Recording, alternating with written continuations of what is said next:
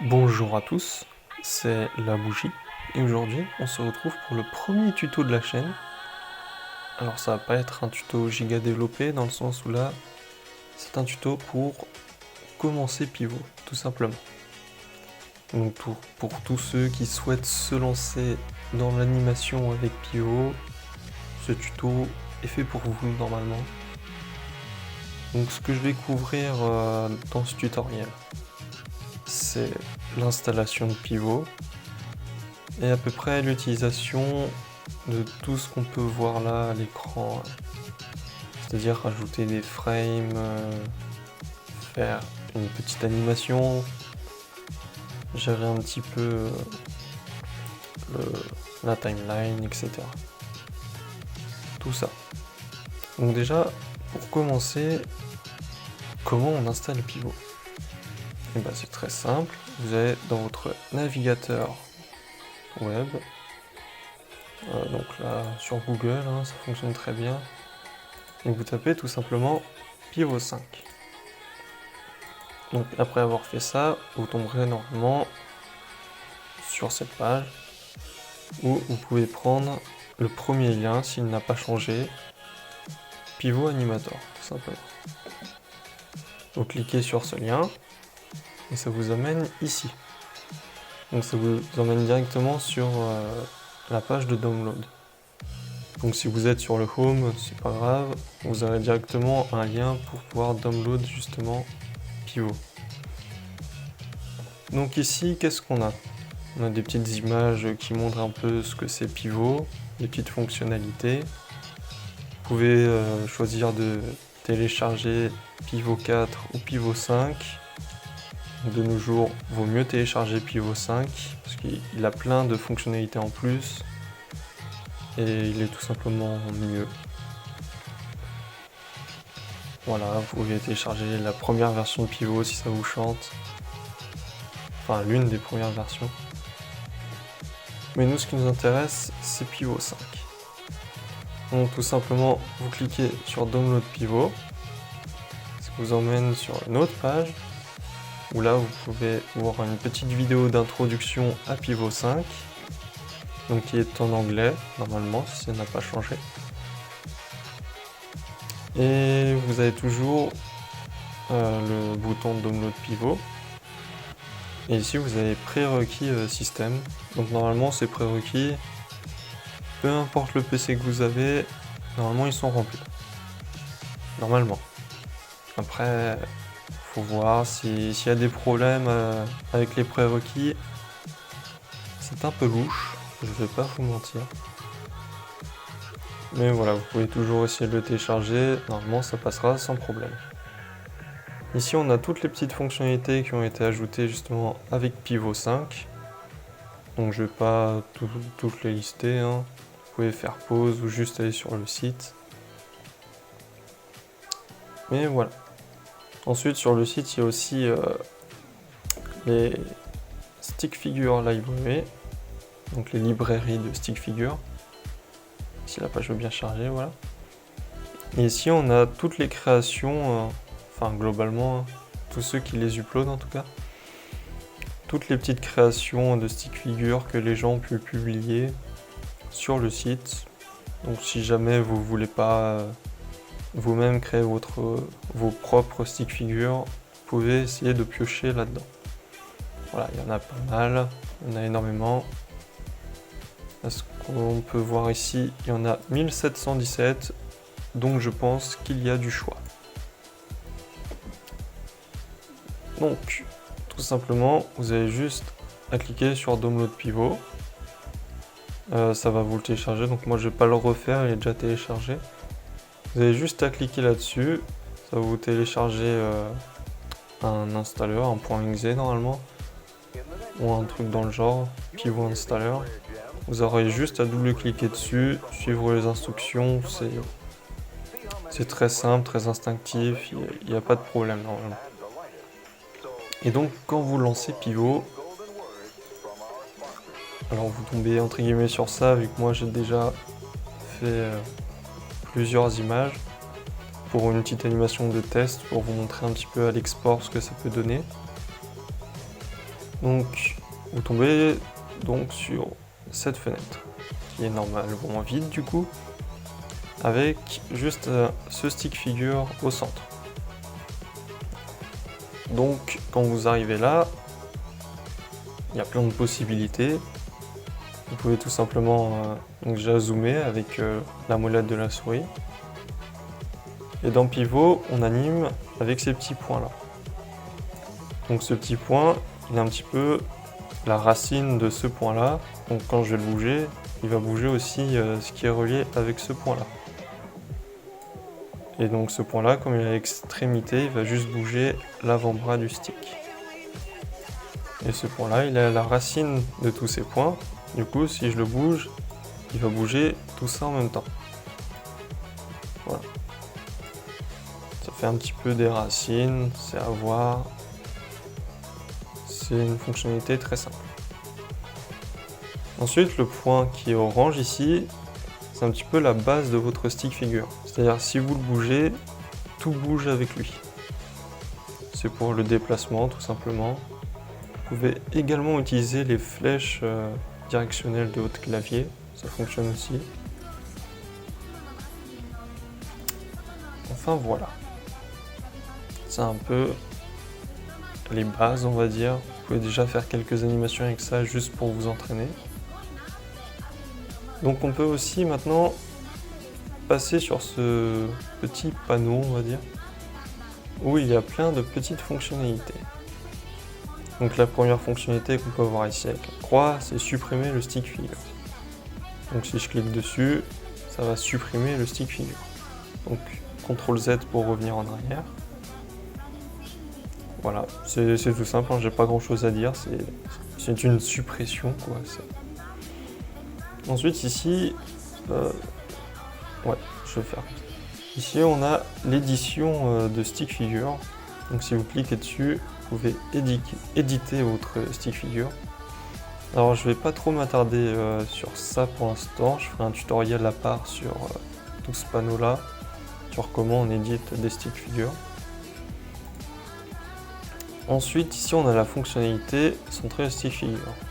Donc le centre, par exemple si je le mets là et puis je clique sur centrer, ça va centrer le stick figure par rapport au point orange. Donc si je fais centre, voilà. Il se met vraiment au centre de la toile, on va dire, par rapport au point orange. Ensuite, ici, on a retourner le stick figure. Donc, par exemple, si je lève son bras comme ça, et que je fais retourner le stick figure, ça va switch les deux. Donc si je le mets sur toute une pose, comme ça, hop, on bouge un petit peu tout, et que je fais retourner, voilà. Il se retourne tout simplement. Alors ça peut être très pratique par exemple quand vous avez des couleurs différentes pour, je sais pas, pour une jambe, pour donner un effet de profondeur, pour pas avoir cette jambe qui est plus sombre du coup sur le premier plan. Vous pouvez retourner le stick figure, comme ça remet la jambe en arrière-plan. Vous avez juste à reconfigurer tout le stick figure pour qu'il prenne la pose que vous voulez. Ça peut être pratique pour ça, après, c'est à voir. Ensuite, on a tout simplement la couleur. Donc, la couleur, ici on a toutes les couleurs basiques. Là, on a tout le petit panneau de couleurs sur lequel on a beaucoup de possibilités. Vous pouvez aussi régler ici avec tous les réglages que vous voulez. Vous avez même les couleurs en hexadécimal normalement. Et voilà. Ça c'est à vous de chercher après. Vous pouvez vous amuser avec ou juste placer le curseur là où vous voulez. C'est bien. Et ici vous avez ce qu'on appelle des custom colors. Alors pour configurer une custom colors, donc une couleur personnalisée, vous avez juste à cliquer sur le carré que vous voulez modifier. Ensuite vous mettez la couleur que vous voulez, donc je sais pas, on va faire un petit bleu. Vous faites Add to Custom Colors. En faisant ça, ça va changer la couleur du carré. Et si je fais OK avec le stick sélectionné, il va prendre la couleur que j'ai choisie. Donc voilà, c'est un truc très simple. Pivot, c'est très instinctif de toute façon. C'est pas pour rien, c'est un logiciel un peu de débutant, on va dire. Donc c'est le fameux simple à apprendre mais très dur à maîtriser. Ensuite, ce que je peux faire... Donc là, j'ai cliqué sur Stick Figures ici. On peut voir tous les sticks que j'ai créés. Donc là, par exemple, si je reprends lui. Donc si je clique dessus, là, on dirait qu'il ne s'est rien passé, mais en fait, ça a fait apparaître le stick sur lequel j'ai cliqué à l'écran. Donc, voici le stick. Je peux faire un CTRL-C, CTRL-V pour le dupliquer, mais il y a aussi un CTRL-D qui le duplique directement. Mais l'avantage de faire CTRL-C, CTRL-V, c'est que ça le met directement à l'emplacement où j'avais mon stick au moment du CTRL-C.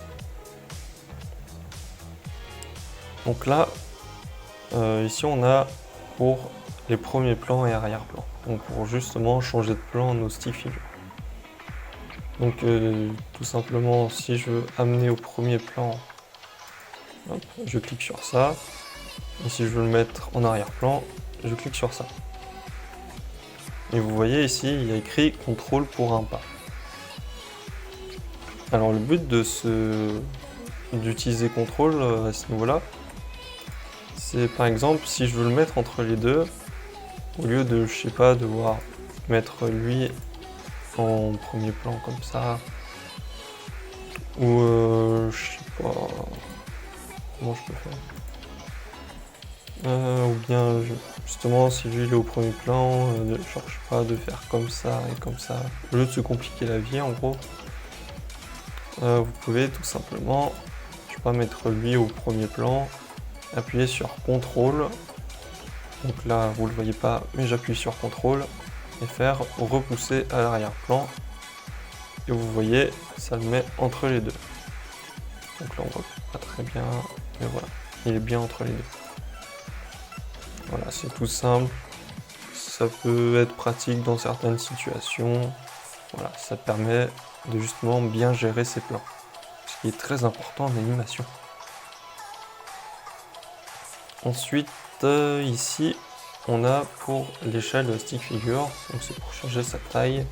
Par exemple, si je mets 200, ça va le mettre à 200 tout simplement, il va grandir. C'est bien pour gérer toutes les tailles. Je le mets à 50, il se met à 50, c'est parfait. Donc ici on a la transparence sur cette petite barre là. On peut venir gérer justement l'opacité, donc la transparence du stick. Donc voilà, je fais CTRL P pour avoir un rendu de l'image. Vous voyez qu'il est transparent, on va le mettre en face. Voilà.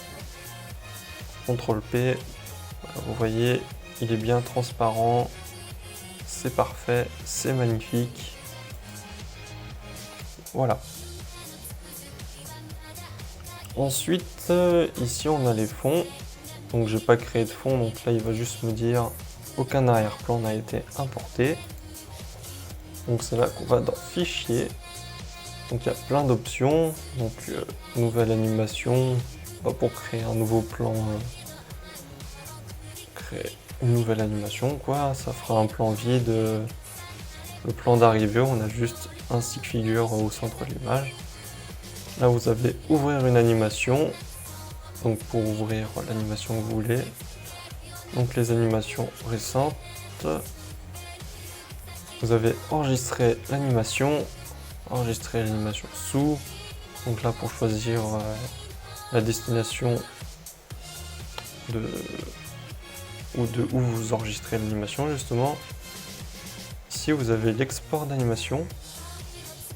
Alors vous avez pas mal de choses ici. Moi ce que je vous conseillerais si vous voulez pas vous prendre la tête, c'est Animated GIF. Donc en gros, ça, là j'avais la petite animation que j'ai ici, qui fait juste tourner le bras. Et je l'ai exporté, du coup le rendu c'est ça. Voilà, c'est très simple. Si vous voulez pas vous prendre la tête, vous exportez en GIF.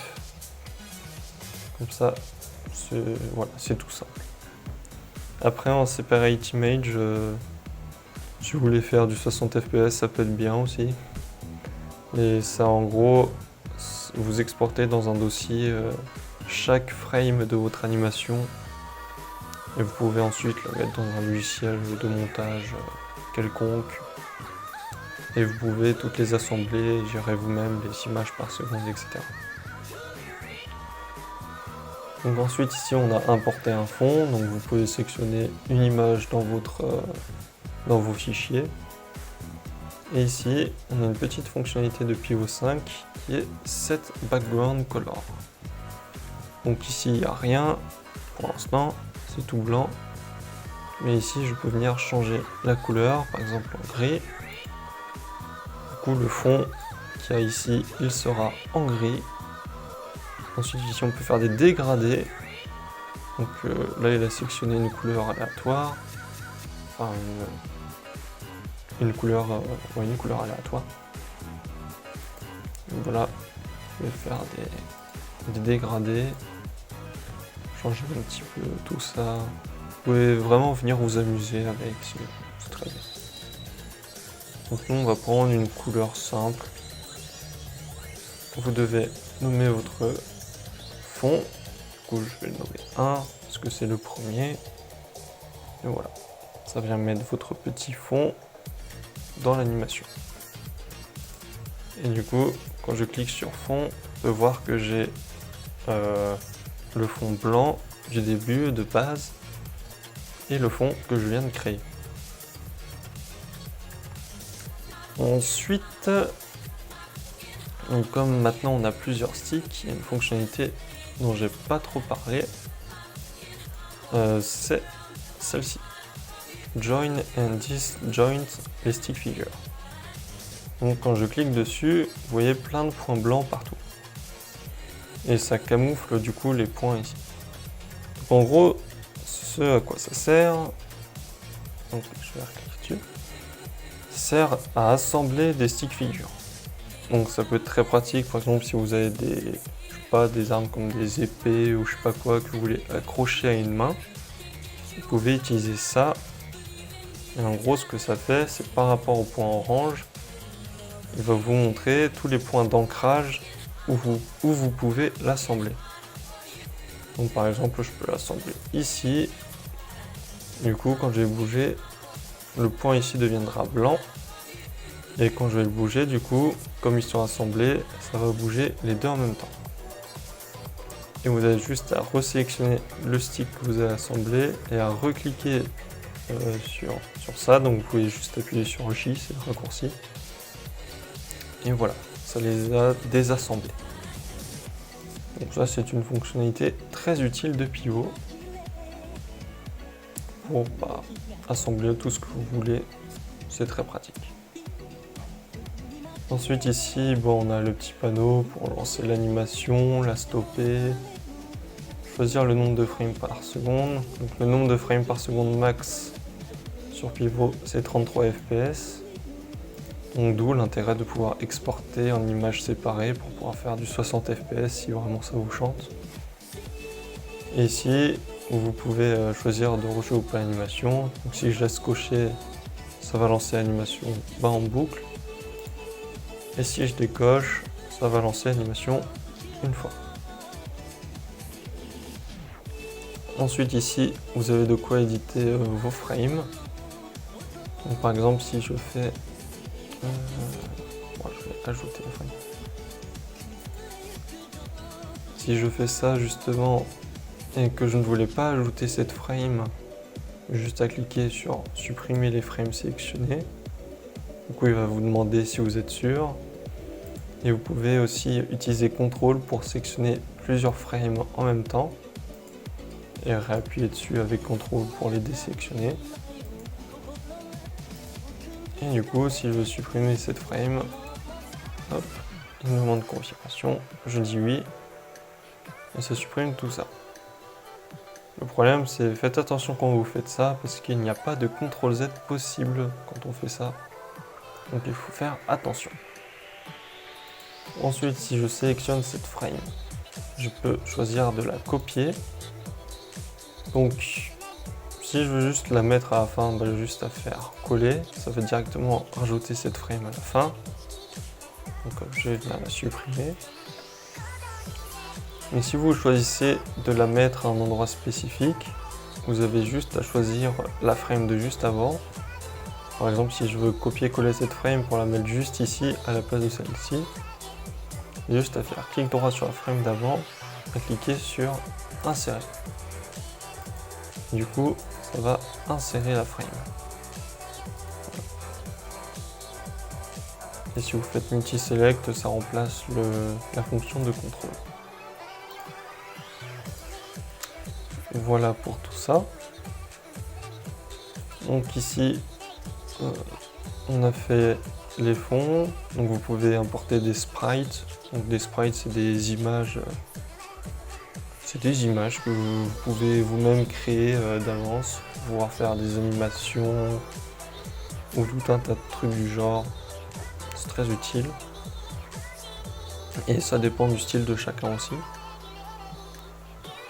Ensuite, vous pouvez importer des stick figures que vous avez déjà créés. Vous pouvez créer les stick figures. Donc, du coup, ça vous donnera le stick de base. Et créer du texte. Donc ça, vous pouvez... oui, il y a déjà écrit texte, c'est parfait. Vous pouvez choisir de mettre tout ce que vous voulez, du texte en italique, en gras, choisir une couleur. En rouge, vous pouvez mettre un outline, donc vous pouvez voir ici l'outline, et voilà. Vous faites add et voilà, vous avez votre texte. Et donc si vous importez des sprites, globalement ce sera à peu près la même chose. Il mettra le point de base orange à une extrémité et le point rouge pour tourner à une autre extrémité. Donc pour supprimer en termes de raccourci, vous pouvez juste appuyer sur Supr sur votre clavier. Donc là, comme il existe qu'en un seul exemplaire, si je le supprime, il sera supprimé de la liste des stick figures. Donc je confirme. Et voilà à peu près pour tout ça. Donc on a fait le tour de tout ce qu'il y avait là-dedans. Donc fermer, ça quitte le logiciel bien évidemment. Ici vous avez à peu près tous les raccourcis de ce que ça fait. Donc CTRL D on a déjà vu, ça duplique le stick figure. Vous pouvez tout sélectionner, donc CTRL A, donc si j'ai plusieurs stick figures et que je fais CTRL A, ça va sélectionner tout le monde. Donc CTRL Z pour revenir en arrière et CTRL Y si je veux revenir en avant. Ensuite, là c'est pour changer l'emplacement du stick. Donc si je mets par exemple 200 par 200, il sera placé aux coordonnées 200 par 200 par rapport au point de base orange. Ensuite, on a des options ici. Donc,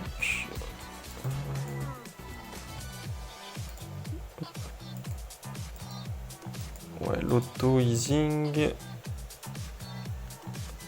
si je me souviens bien. Ouais, c'est pour régler en gros l'auto-easing, je vais vous montrer après. Enfin, pour les in-between.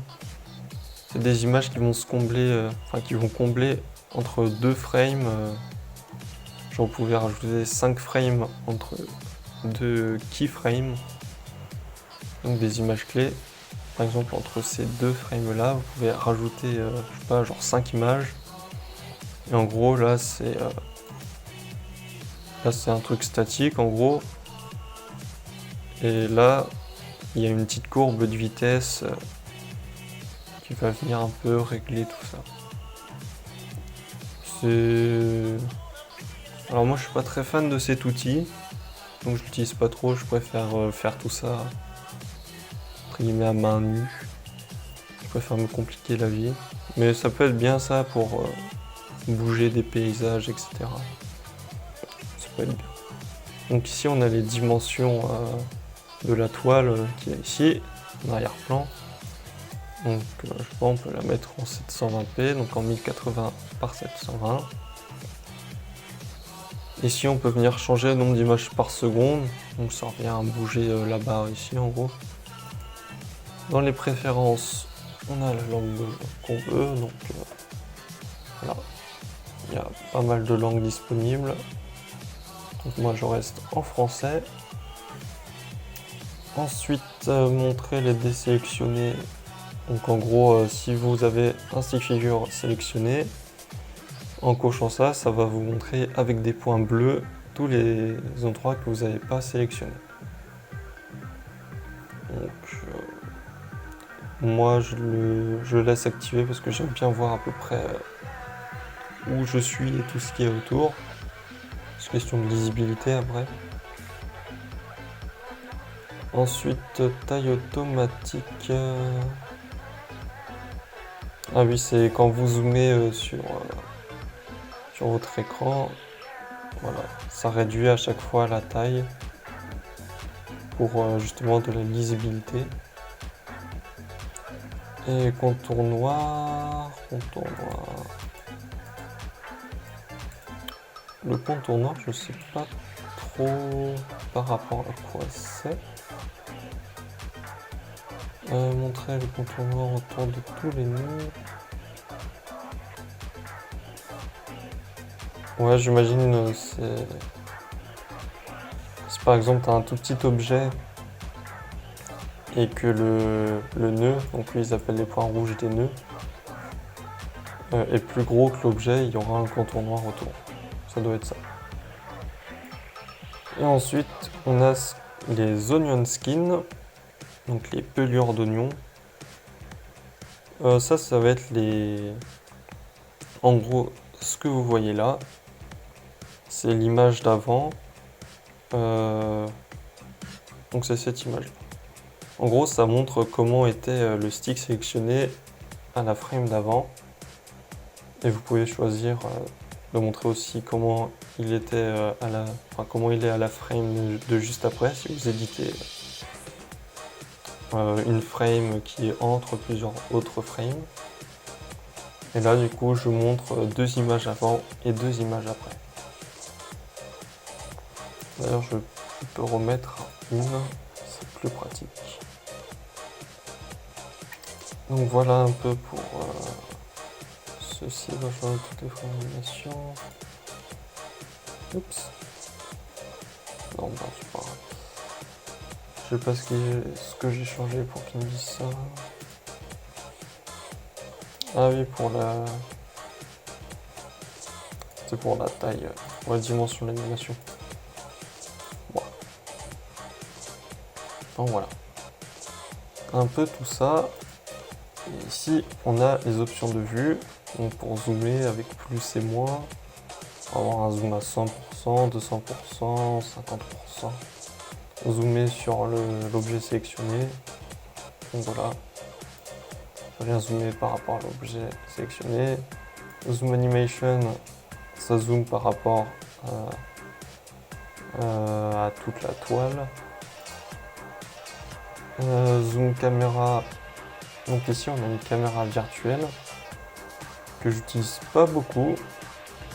Donc je vais pas trop m'attarder dessus pour l'instant.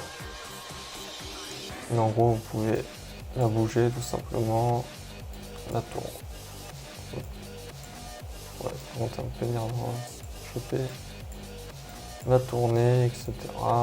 La placer. Si je fais CTRL P, vous voyez que ça a bien zoomé. Et en gros, zoom caméra, ça vient zoomer par rapport à la caméra. Et bien évidemment, on peut reset l'emplacement de la caméra virtuelle. Et ici, on a la petite croix pour monter le centre de la vue de la caméra.